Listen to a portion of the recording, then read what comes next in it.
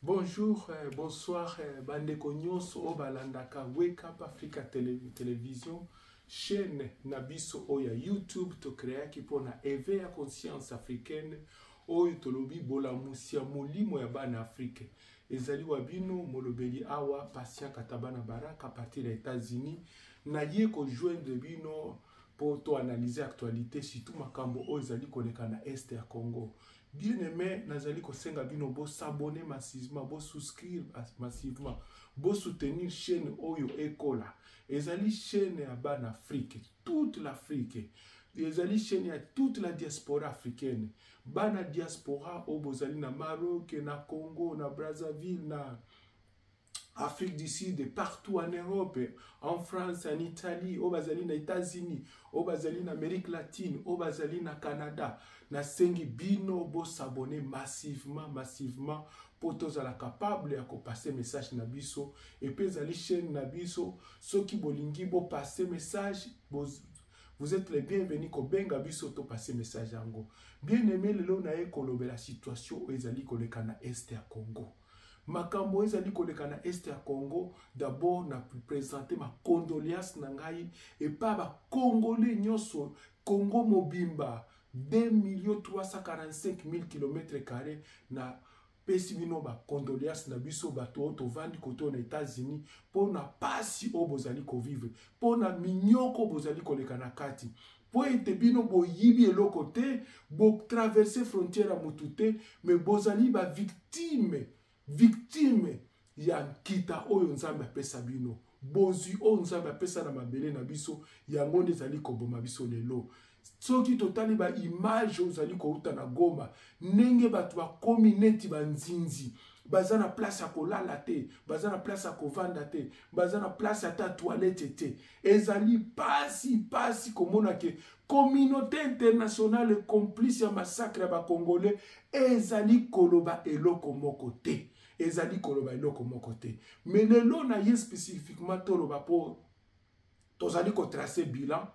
Ça fait maintenant 30 ans, le 24 avril 1994, le 24 avril 2024, 30 ans que Mboka na biso et comment déstabiliser pour na Otobengi, ba Congolais, ba Yambaki, ba Rwandais et pas na biso pour être topé sa bango bisika kovanda depuis mokolo wana nde ezali koyela biso pasi ti lelo. Siko likambo nini ezali wana. Bien aimé sengeli to tracer bilan parce que mutu azali ko tracer bilan te il faut ayeba bisika nini to uti pe bisika wapi tozali ko kende. Bilan ezali boy. Na mukuse donc tozali komona ke tosali 30 ans ya massacre. O tozali komona 30 ans ya massacre. Oye, ça dit que tu perds plus de 15 millions de citoyens congolais. Tu comptes que tu vas soldats, tu lobby, ba civil, ou ba bomi, ou ba massacre, ou ba éventré, ou ba katimitou. Plus de 15 millions de Congolais. Par rapport à Nations Unies et l'OBA, par rapport à l'Union Africaine et l'OBA, par rapport à l'Organisation des droits de l'homme et l'OBA, mais Moutoumoko a occupé le génocide à Congo. Yami Bane Tomoni que nous avons un déplacement massif à l'intérieur du Congo. On nous parle d'au moins 10 millions de Congolais. Au Banana Ituri Kuna, au Kitana na Beni, Lubero, Ruchuru, Goma, au Mata côté à Ouvira, côté à plateau de la Ruzizi. Côté Nyosoana, il y a des déplacés et des déplacés. Aujourd'hui, on nous parle d'au moins 10 millions de déplacés. Bien aimé, 10 millions de déplacés, ezali population à Congo, Brazzaville, 2 fois. Ezali 2 fois population à Gabon. Ezali 2 fois population à Suisse. Bota la proportion ya dégâts humanitaires au Rwanda à cause de Katinabi, Namboka Nabiso. C'est beaucoup. En tout cas, il faut te lever la Likambouana. Troisièmement, plus d'1 million de femmes ont été violées à l'est du Congo. Depuis l'invasion de Rwandais, on dit que le Congo est devenu la capitale mondiale du viol.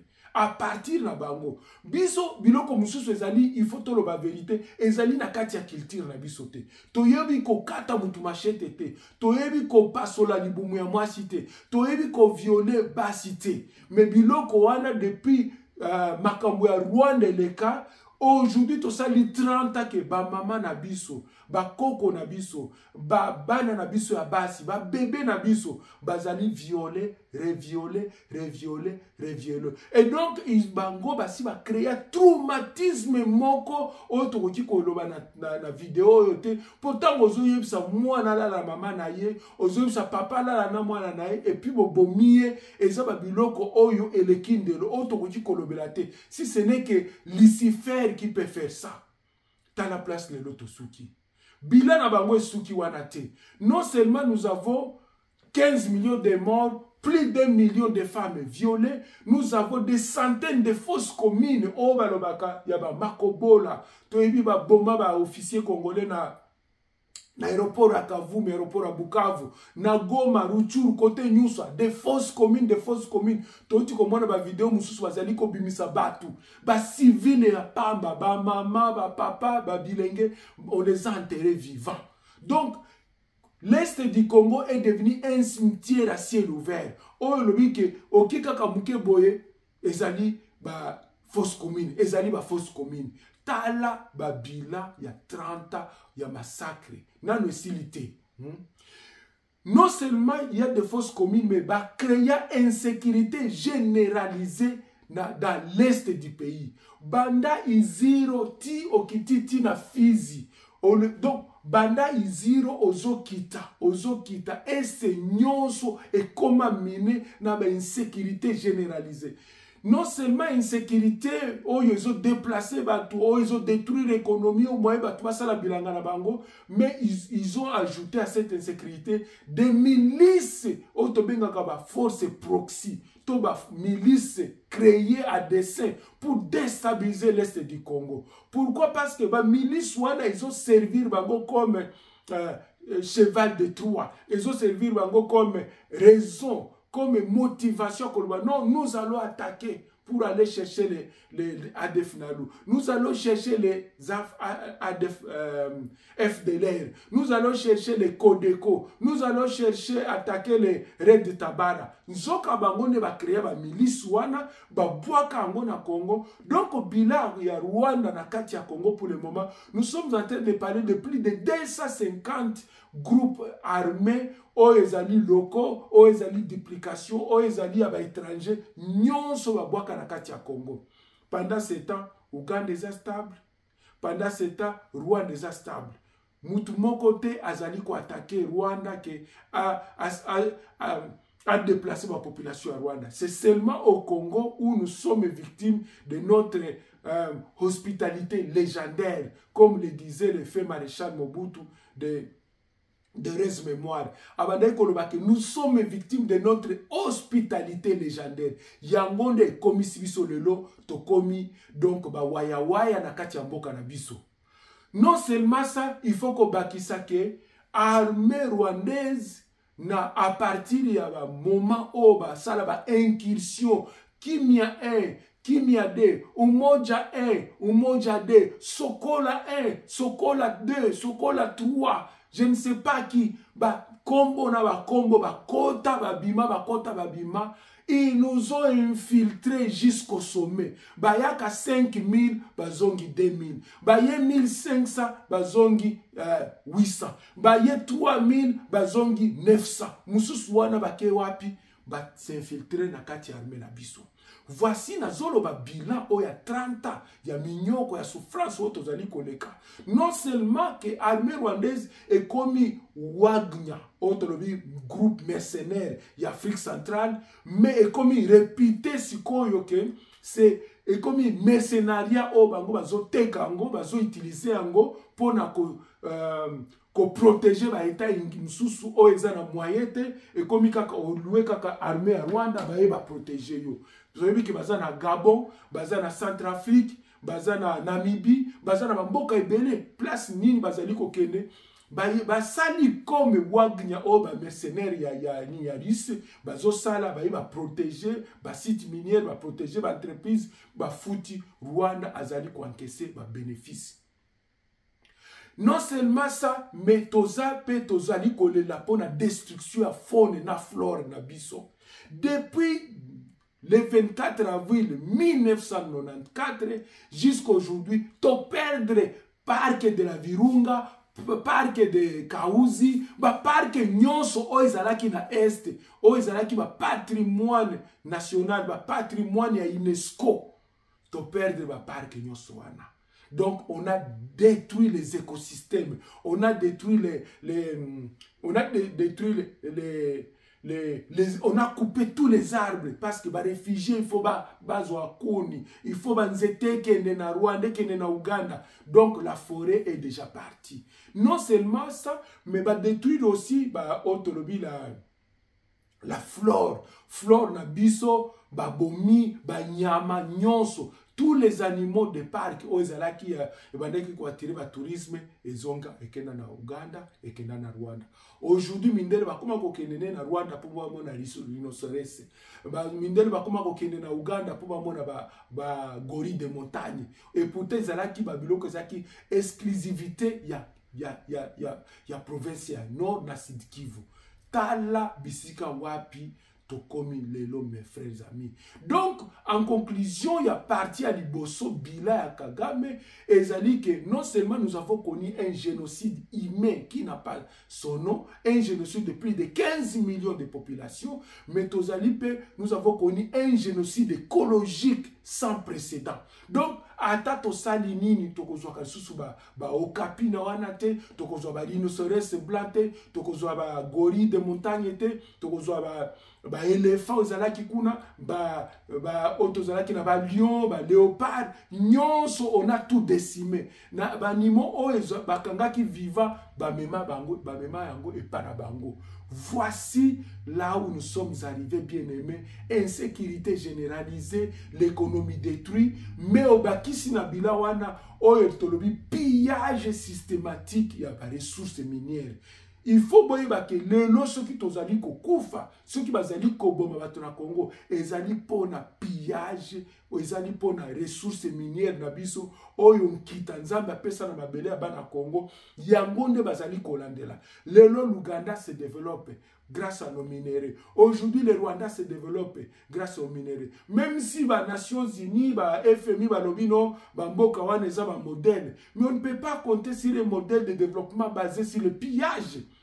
Ça, c'est le modèle du développement du Moyen-Âge, quand le pays faisait la guerre à l'autre pour les ressources. Aujourd'hui, nous sommes des nations civilisées où le développement doit être basé sur le respect et la dignité des droits de l'homme. Le respect des droits de l'homme. Mais non, bango bazosala neni bayiba bomi bayibi biloko tozomona ba matière stratégique ezokende yemoko président Rwanda lobi ke elekaka na mboka na ye à reconnaître mais ayebi destination ngote.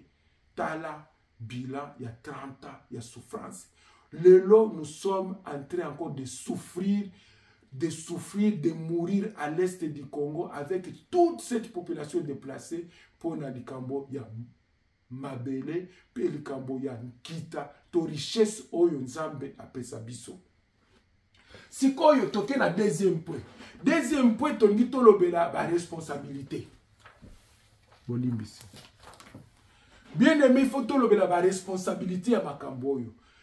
Nous devons être capables de nous assumer comme des Congolais. Ce qui Makambo, ezali ko kome na biso, ezali ko zonge na biso, ezali ko zonge na biso, c'est parce que nous avons un mémoire amnésique. Nous sommes amnésiques. Nous oublions vite, bien aimé.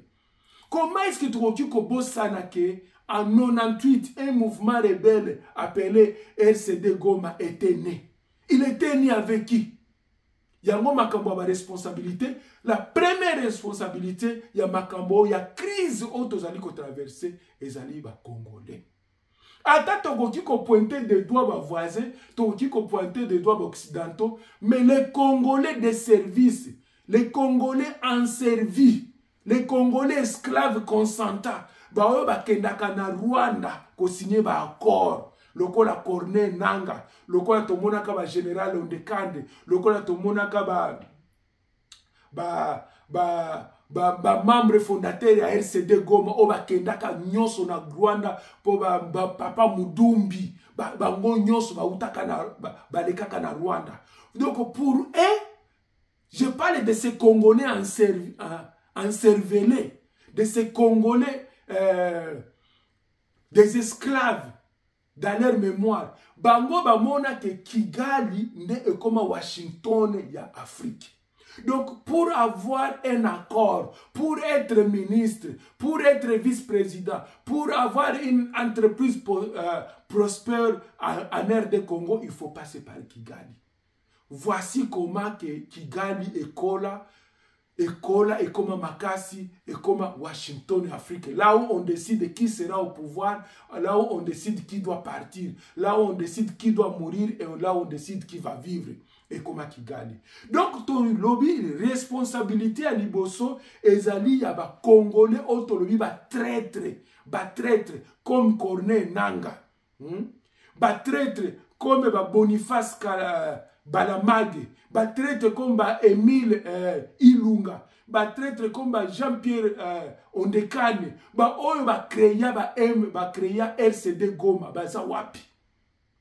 Est-ce que Corneille Nanga peut réaliser que ces gens-là qui ont créé le RCD Goma, presque Bangonyo Sobakufa, qu'est-ce qu'il en a tiré? Si ce n'est que le Rwanda qui en a gagné.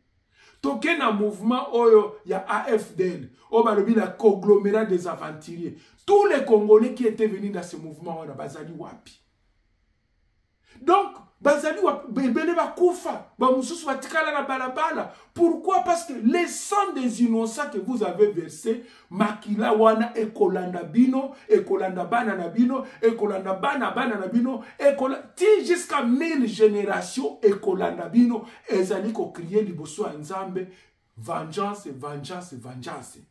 Yango Tolobi le Loboye, que le premier responsable de la situation chaotique où nous allons vivre, ezali ba Congolais traîtres.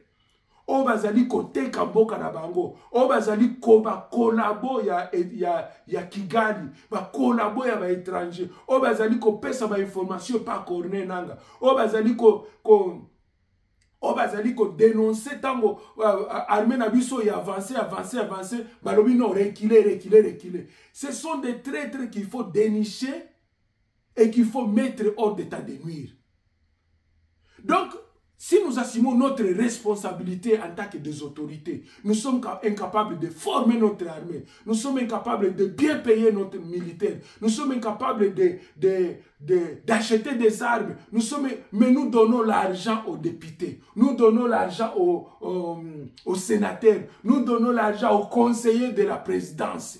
Bangon batambola na ba jipe, batambola na mituka danse, ba député bazu ba palissade pendant que armée ezana munition te, ezana ba jipe te, ezana ba satellite te, ezana ba moyen d'espionnage te. Voici que la responsabilité de la crise actuelle incombe d'abord aux citoyens congolais, à la citoyenne congolaise. Oyo azali responsable politique, mais aussi ba traître o bazali ko trahir mboka na biso. Alors ceux qui doivent assumer responsabilité na biso, il faut tozonga simatomita la tolobi non. Trop c'est trop, nous devons arrêter de trahir notre peuple. Yo papa ozoluka pouvoir, o comme premier ministre, o comme président de la République, il faut que na Rwanda. Yo papa ozoluka ozwa o comme PDG, il faut que na Rwanda. Il faut qu'on trahir mboka na yo qu'il y ait au moins 15 millions de morts pour ozwa poste. Est-ce que vraiment nous réfléchissons par la tête ou bien nous réfléchissons par le ventre? Si réellement nous réfléchissons par la tête, nous ne pouvons pas trahir comme ça. Donc il y a une deuxième responsabilité. Deuxième responsabilité, Ezali, on peut dire les Occidentaux et leurs pions. Parce que les Occidentaux, ils sont Américains, ils sont Canadiens, ils sont Britanniques, ils sont Français, ils sont Australiens, ils ont cité plusieurs fois. Bazali ko salande au travers le Congolais consentant. bazali koya directement te ke baye ko attaquer biso bazali ko salela nde ba armée ya ba voisin na biso bazali ko salela biso ba congolais o bazali kaka na mboka na biso ba trahir ba congolais o bazali corrompu ba trahir. Et donc si nous pouvons dire que les occidentaux ont leur part de responsabilité, oui, mais la première responsabilité est comme aux Congolais de protéger leurs frontières. Si nous devons voter un budget de 18 milliards de dollars et que 15 milliards vont dans les services de consommation de biens et de services et de voyages, et que 3 milliards n'est que dans l'exécution budgétaire et que vraiment dans le cadre d'un projet, ce n'est pas la responsabilité de Kagame, ce n'est pas la responsabilité du président français de Macron, ce n'est pas la responsabilité du président américain de venir vous dire qu'il faut créer une route, de venir nous dire qu'il faut acheter des hélicoptères, de venir nous dire que nous devons créer des hôpitaux, de venir nous dire que nous devons améliorer les salaires des fonctionnaires, de venir nous dire qu'on ne peut pas payer un militaire $100 et l'envoyer à la guerre, il ne sera pas motivé. Voici que la responsabilité managériale, le leadership congolais a défailli au sommet de l'État. Il a défailli dans les institutions et voici maintenant les conséquences. Nous sommes datés de les vivre jusqu'au niveau le plus bas. Moutounion soit allé corrompu. Et donc la corruption est devenue un système de gestion du pays. La corruption est devenue normalisée comme un mode normal de vie. Tala mboka ndenge toteki yango biso ba congolais. Sikoyo o etali ba occidentaux. Bien aimé, nous devons nous dire que les occidentaux, il n'y a pas qu'on parle des occidentaux, qu'on parle du Rwanda, qu'on parle de Bouruganda, de Burundi, de la Tanzanie, des pays de la SADC et de l'EAC. Il n'y a pas des enfants de cœur lorsqu'il s'agit des relations internationales. Il n'y a pas des amitiés lorsqu'il s'agit des relations internationales. Il n'y a pas des émotions positives lorsqu'on parle des relations internationales. Il n'y a que des intérêts qui comptent. Voici pourquoi nous avons été trop naïfs. Croire que les Ougandais vont venir chasser les ADF Nalu, croire que les Kenyans viendront chasser les M23, croire que la SADC va venir chasser les Rwandais. Nous avons été trop naïfs.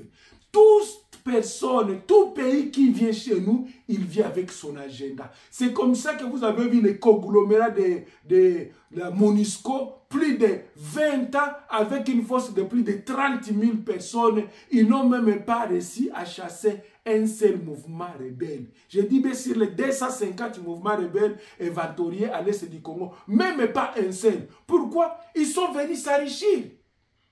Ils ont un budget d'1 milliard par an. Ils ont des jeeps, ils ont des bureaux climatisés. Ils ne peuvent pas accepter de mourir. Ils ont un salaire de 15-20 000 $ par mois, chaque soldat. Ils ne vont pas accepter de mourir. Ils sont en train de construire chez eux. Et cet argent est en train d'enrichir leur gouvernement. Et donc, c'est être naïf et croire que nous pouvons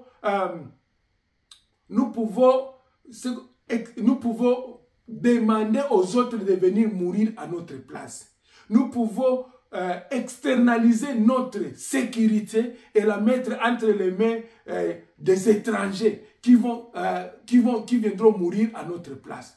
Je pense que c'est une erreur, c'est une erreur, c'est une erreur. Et donc, si on condamne la France, les États-Unis, on condamne la Russie, on condamne, je ne sais pas, l'Australie, la Belgique, ils vont mieux les condamner. Mais la première responsabilité incombe aux Congolais. Si nous sommes dans la merde aujourd'hui, ce n'est pas à cause de la France, c'est à cause de nos propres citoyens, nos propres fils et filles qui ont trahi la nation, qui continuent à trahir jusqu'aujourd'hui. Des traîtres au sommet de l'État, des traîtres dans l'administration, des traîtres comme Joseph Kabila qui nous ont infiltrés jusqu'au sommet. Il y a à côté de ça, DDR, démobilisation, désarmement, décampement et réintégration sociale.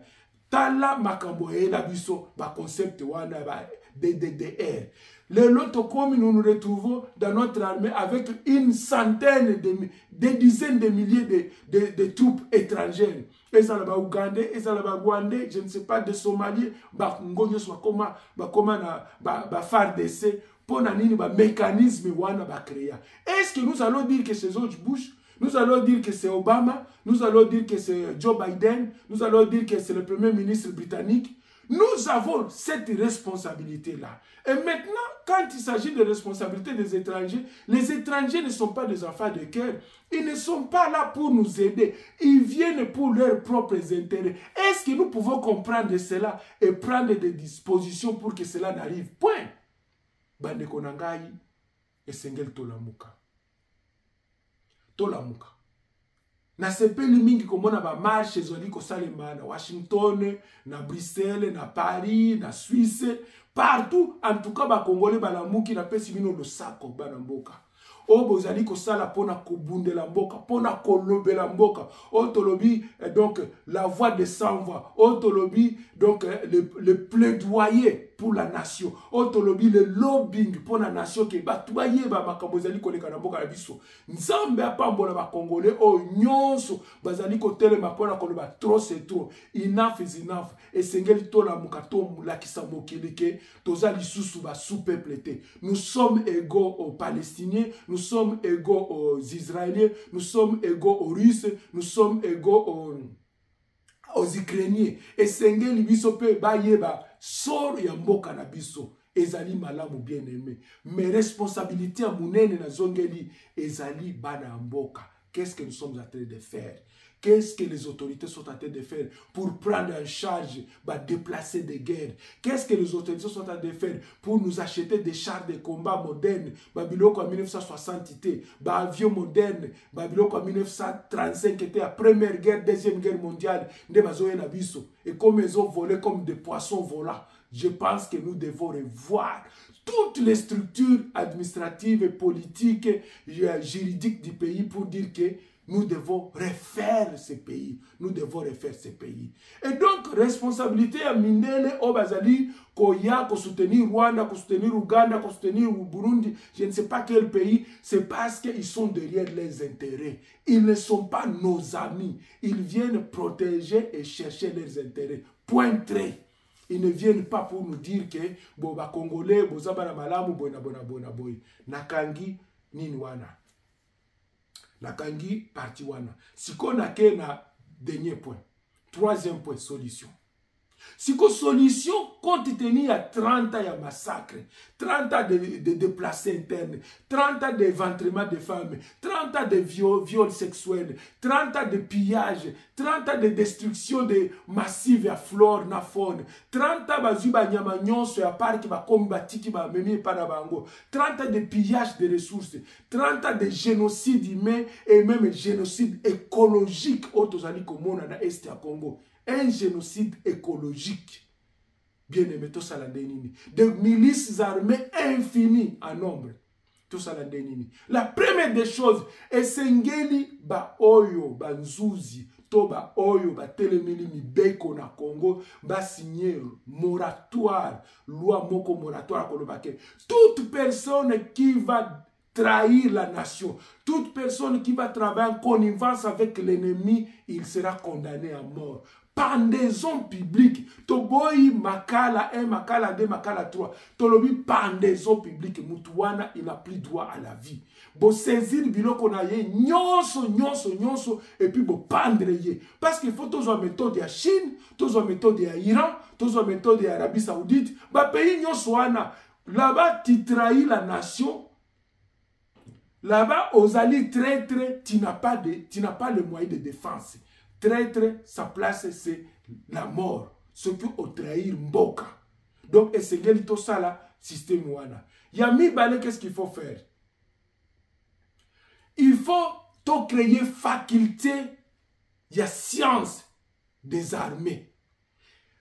Na zolo ba bien, na tanga na Congo, na sisa na Congo nazolo ba faculté ya sciences des armées esengeli to créer école kaka pona kosala minduki école wana to financer yango na mbongo na biso tozali na matière première bana ya Congo bakomi kosala ba missile bakomi kosala ba lance roquette bakomi kosala papa nous ne pouvons plus compter à la Chine, compter à la Corée du Nord, compter je ne sais pas avec quel pays, la Russie, pour nous donner des armes. Les armes peuvent être fabriquées chez nous. Ndenge basala ka alimete, tokoki ko importer alimete te to sali alimete pa na biso. Nzete na mwa poudre wana pour epeli bala moko. Esengeli to sa banda ko sala ba arme. Bana na biso bazali na ba polytechnique bo bazana mayele ya invention bake na faculté wana bazui bourse ya gouvernement bazo futama babandi ko sala minduki soki to ko sala ta ba bombe nucléaire to sala parce que si nous ne pouvons pas nous situer dans la logique du 21e siècle alors nous allons disparaître parce que la loi de la nature veut que le plus fort puisse subsister et le moins fort puisse disparaître. C'est ça, la loi de la sélection naturelle. Alors, Bissoba Congolais, Tokomi déjà en voie de disparition. Nous devenons des espèces rares en voie de disparition. Pourquoi? Parce que nous sommes tués de partout. Bokena Angola babomi, Bokena Brazza babomi, Bokena Rwanda babomi, Bokena Angola. Papa. Bokena mer rouge babomi, Bokena Tunisie babomi, Bokena nini na Libye babomi. Je pense que les Congolais doivent se rendre compte que nous devenons des espèces rares en voie de disparition. Et comme les Nations Unies ne peuvent pas nous protéger, nous devons nous protéger nous-mêmes. Toba nako sala mindu kinabiso. Bolim sinatala ngonga nangai. Toba nako sala mindu kinabiso moko. To sala ba lance roquette, to sala ba kalachnikov, to sala ba machine de guerre, to sala même ba drone oyo kokiko kende ko attaquer ba nguna na biso partout au bazali. Je pense que ba Congolais tozali na mayele ya ko sala ba drone. To kokiko sala ba drone même ya koleka oyo ba chinois au bazali ko teka la biso. To kokiko sala ba drone même koleka oyo ba américain. Nous avons les matières premières. Nous avons la matière grise. Nous avons seulement un encadrement structurel. Il y a un gouvernement qui a des moyens pour financer le Kouana. Wana zaki solution mibali. Il y a condamné à mort tous les traîtres. Deuxièmement, il faut une école de création des armées. Troisièmement, il faut qu'on renforce le FARDC avec des recrutements massifs. Ce qu'il faut recruter 200 000 à 500 000. Parce que nous avons besoin d'au moins 2 millions. 2 millions de soldats bien armés au Congo pour protéger les 2 345 000 km². Nous ne pouvons pas être un continent avec aussi des richesses et puis une armée de 120 000. Non, non, non, non, non. L'armée congolaise doit aller jusqu'à 2 millions, même à 5 millions. S'il faut que chaque mois, nous soit 6 écoles secondaires, avant d'aller à l'université au collège, à sali une année en formation militaire. Il faut tout imposer le système. Chaque fille à 6 écoles secondaires, à sali 6 mois, il y a service militaire avant de continuer à vivre. Ce qui va continuer la classe. Gouvernement qui soutenir mingi ba oyo basala service militaire forcé. Pourquoi? Parce qu'ils deviennent une force réserviste.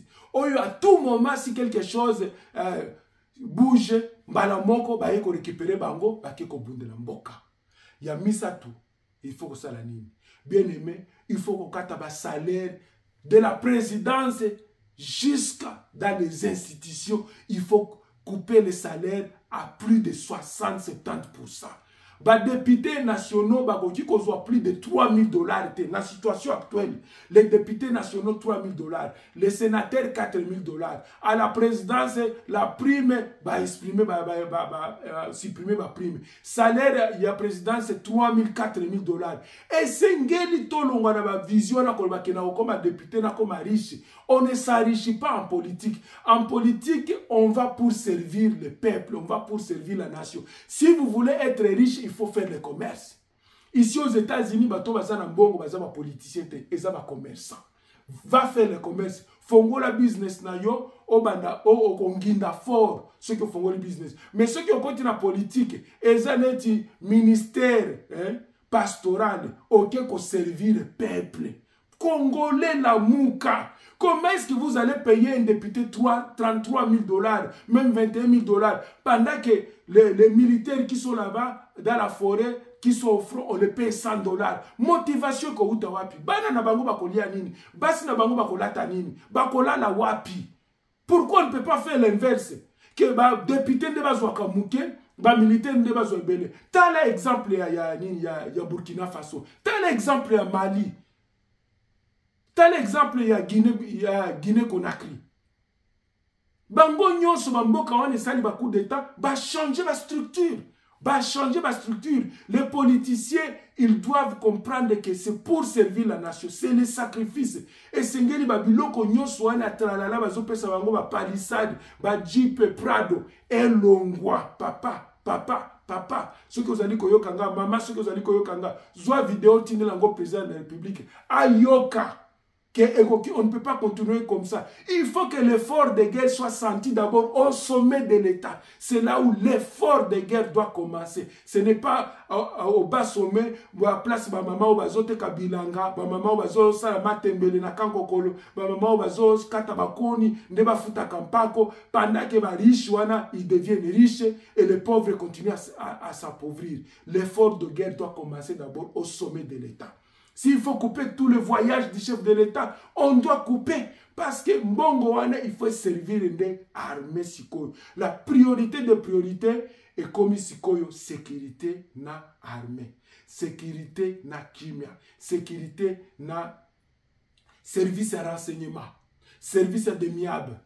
ANR, police nationale, armée de terre, armée de l'air, armée de mer, bango nyonso wana o mobuto bandai koloba natiaka motema nanga epa ba beret rouge, natiaka motema nanga epa ba beret vert, natiaka motema nanga epa ba fantasé, natiaka motema nanga papa Bingambe wana bazali na Congo. Ces gens-là sont récupérables, sont recyclables et ils peuvent aider le Congo aujourd'hui à se réveiller de son sommeil. L'éléphant, le Congolais, de se réveiller de son sommeil et récupérer tous les territoires qui ont été acquis par l'ennemi. Donc, ceux qui t'ont bandit ko bomalelo ba traître, au komona bato bazali ko lukana pouvoir, balongwe Kinshasa, bake Kigali, bake Nairobi, bake Kenya, bake Tanzanie, pour qu'on ait vu que le pouvoir vient de l'Est, ils vont cesser d'aller là-bas. Ceux qui vont dire que Moko bakati mutu na Pongabi, Yami bale bakati mutu na stade de Kamanyola, Yami sato bakati mutu na Ipen, na marché à Ipen,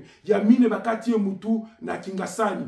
Publiquement, bandit publiquement, devant les juridictions civiles et militaires, balobi, yo osalibo, bilianganu, abouya. Bien aimé, nakanisi ke ba enseignement oyo et ko permettre nini éveil patriotique ezonga. Ya mususu ezali nini? Ezali to banda ko enseigner na ba classe. Bana école maternelle, primaire, secondaire, to banda ko enseigner bango histoire ya génocide ya Congo. Ba yeba problème ya Congo, ba yeba ba minéraux ya Congo, ba yeba ba richesse ya Congo, ba yeba ba frontière ya Congo, ba yeba dimension ya Congo, ba yeba superficie ya Congo, ba yeba forêt ya Congo, ba yeba flore, ba yeba faune, ba yeba ba écosystème, ba yeba fleuve. Tout ça, nous devons enseigner à nos enfants pour qu'ils puissent prendre en conscience la valeur de la terre. Si la Russie se bat contre l'Ukraine, c'est pour la terre. Si le Palestine se bat contre l'Israël, c'est pour la terre. Si les États-Unis envoient leurs chars de combat et leurs missiles par-ci par-là, c'est pour les richesses. Boni biso tokola la ka pongi to sala ka to bonde la ka nzambe to sala ka ba veiller prière pendant que tozozwa ba action te oyo ko protéger mboka. Je ne suis pas contre la prière, mais la prière ne peut pas remplacer l'arme Kalachnikov. Je ne suis pas contre les jeunes prières, mais les jeunes prières on ne peut pas les faire quand on est sur les champs de bataille. Il faut biloko kolia ezala. Donc je pense que religion est à abrutir bisoté, mais religion, moi je prêche la religion de l'éveil de conscience. Religion est possible la mouki. Neti, ba palestinien, ba lobi non, biso toko bunda pona mabele na biso. Ba israélien, ba ukrainien toko bunda pona mabele na biso. Tako toko kufa pona mabele na biso. Voici la religion otobengia bazalendo, bola mouki ya molimo, bazalendo, les forces d'autoprotection civil et militaire o bazali ko protéger est ya Congo. Sinon ceux qui bandeko na biso bazala kate mbele est et katana kala. Donc pour combattre la balkanisation, voici, nous devons enseigner nos enfants notre histoire. Il faut pas que nous avons été victimes d'un génocide de toutes ces années. Que Dieu vous bénisse. Merci beaucoup.